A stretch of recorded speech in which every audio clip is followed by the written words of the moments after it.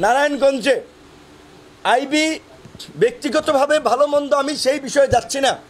সবচেয়ে বড় কথা, তিনি তো আওয়ামী লীগের পারপাস সার্ভ করেছেন গত 16 বছর। আইবিকে যখন গ্রেপ্তার করতে গিয়েছে, আপনারা নাটক লক্ষ্য করেছেন, নাটকের আপনার চিত্রায়ন দেখেছেন, সুন্দর অ্যাক্টিং। পুলিশ গ্রেপ্তার করতে গেছে, পুলিশ খোশ গল্প করছে, চা খাচ্ছে, কফি খাচ্ছে, আইবি সাজগুজ করে আপনার এই গ্রেপ্তারের জন্য বেরিয়ে আসছেন এবং এরই মধ্যে জনগণকে সংগঠিত হয়ে তার বাসার সামনে নারায়ণগঞ্জে মিছিল মিটিং করার সুযোগ দিয়েছেন। আর প্রশাসন নীরব দর্শকের ভূমিকায় ছিল। এগুলো কেন হয়েছে জানেন? এই সহজ সমীকরণ আপনাদেরকে মিলাতে হবে। এই আইবি সাবের হোসেন চৌধুরীদেরকে দিয়েই এই সরকারের কিছু কিছু উপদেষ্টারা রিফাইন আওয়ামী লীগ করার স্বপ্ন দেখছে। তাই আমরা বলছি উপদেষ্টাদেরকে, আপনারা এই সমস্ত নাটক করতে গেলে আপনাদের অস্তিত্ব কিন্তু থাকবে না। আইবিকে গ্রেপ্তারের কেন তাকে গ্রেপ্তার করতে গিয়ে এই নাটক করা হলো? কেন আইবির সমর্থকদেরকে এই মিছিল মিটিং করে এই পরিবেশ তৈরি করতে দেওয়া হলো? মানে দেখানো হয়েছে যে আইবি ইজ ভেরি পপুলার, তাই আইবিকে দিয়ে আমরা আওয়ামী লীগ রিফাইন করবো, আওয়ামী লীগকে নির্বাচনে নেব। সাবের হোসেন চৌধুরীর বিদেশি কানেকশন, তিনি ইন্টার পার্লামেন্টারি ইউনিয়নের নেতা ছিলেন, এই কারণে তাদেরকে মুক্তি দেওয়া হয়েছে।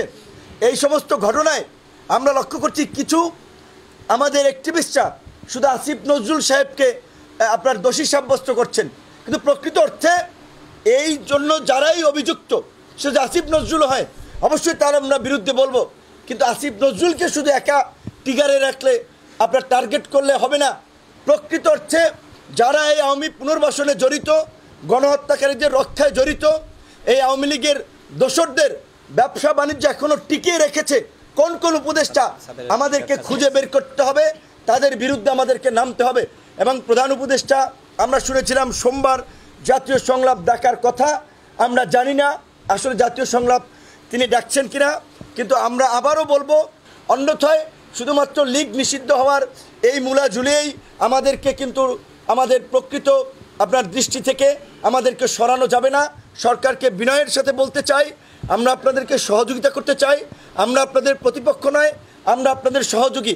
আমাদের যত রক্ত ঝরেছে, যত ঘাম ঝরেছে, তার সিকি পরিমাণও আপনাদের ঘাম ঝরে নাই, রক্ত ঝরে নাই।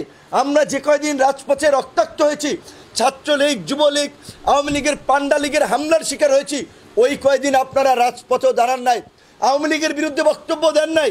তারপরেও আমরা দেশের বৃহত্তর স্বার্থে আমরা আপনাদের সকলকে নিয়েই আমরা বাংলাদেশকে পুনর্গঠন করতে চাই, আমরা এগিয়ে যেতে চাই। আপনাদেরকে আমরা নিরপেক্ষ একটা সরকারের দায়িত্ব দিয়েছি, কিন্তু আপনাদের কিছু কর্মকাণ্ড প্রশ্নবিদ্ধ হয়েছে। কাজেই এই সরকারের উপদেষ্টা পরিষদের পুনর্গঠন ছাড়া এই সরকারের প্রতিও জনগণের পুরো আস্থা ফিরে আসবে না এবং সামনে নির্বাচন নিয়ে সংকট কাটবে না। তাই আবারও আমরা সামগ্রিক প্রেক্ষাপটে জাতীয় সংলাপের আয়োজন করার আহ্বান জানিয়ে আমাদের আজকের এই সংবাদ সম্মেলন শেষ করছি।